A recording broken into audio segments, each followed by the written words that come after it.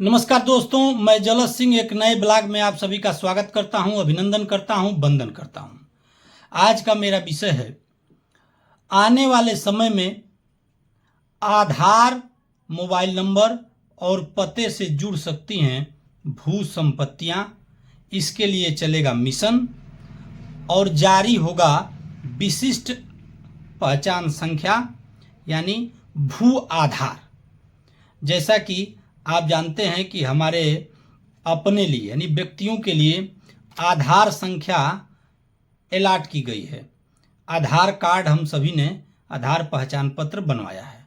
उसी प्रकार से आने वाले समय में जमीनों के लिए भू आधार कार्ड बनाने की प्रक्रिया भविष्य में अमली जामा पहन सकती है। इसके लिए केंद्र सरकार ने तैयारियां अपनी प्रारंभ कर दी है।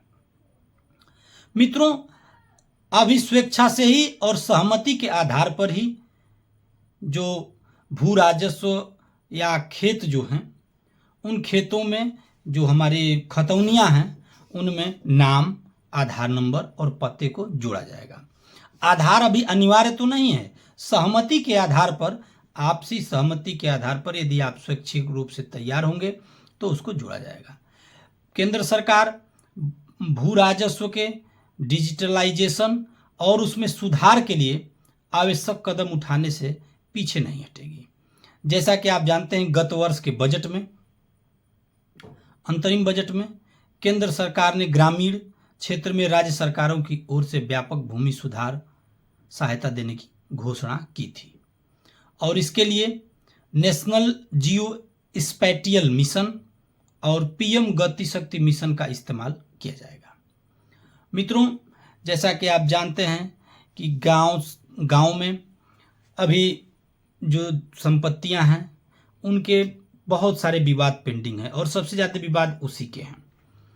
उसके लिए कई चरण प्रारंभ हुए हैं, जैसे डिजिटलाइजेशन, उसमें अंश का निर्धारण।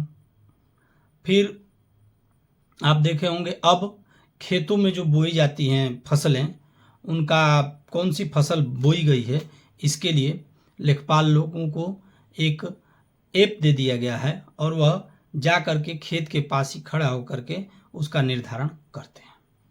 तो मित्रों, केंद्र सरकार उसमें उसके आधुनिकीकरण, डिजिटलाइजेशन के अपने महत्वपूर्ण कार्यक्रम में आगे बढ़ चुकी है। इससे किसानों को भी फायदा होना है और स्वामित्व के जो विवाद हैं वह भी आसान होंगे। इसी के क्रम में एक, आप जानते हैं, घरौंदी जारी की गई है। यानी ग्राम पंचायतों में जो लोग रहते हैं और आबादी की ज़मीनों पे जिनके मकान बने हुए हैं, लोग हिस्से में आपस में उसके लिए उलझते रहते थे। तो ड्रोन सर्वे के माध्यम से गांव-गांव का सर्वे किया गया, उसकी तस्वीर निकाली गई। उसके बाद उसका वर्गीकरण करके सभी का जितना हिस्सा था उनको उनके बराबर, जैसे खेत की खतौनी होती है वैसे घरों की घरौंदियाँ बांटी गई हैं। आप जानते हैं इसके क्रम में भी एक योजना चल रही है। तो घरौंदी योजना चल रही है पहले से।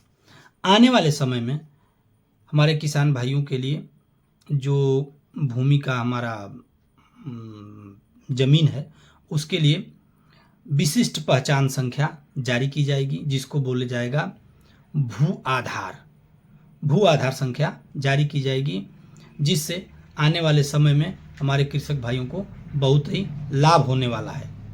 तो यह जानकारी अभी आई है जिसको शेयर मैं कर रहा हूं। आने वाले समय में यह आपके बीच में निश्चित तौर पर आनी है। केंद्र सरकार इसके क्रम में आगे बढ़ चुकी है।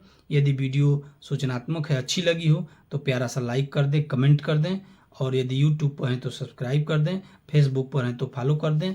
तब तक के लिए नमस्कार।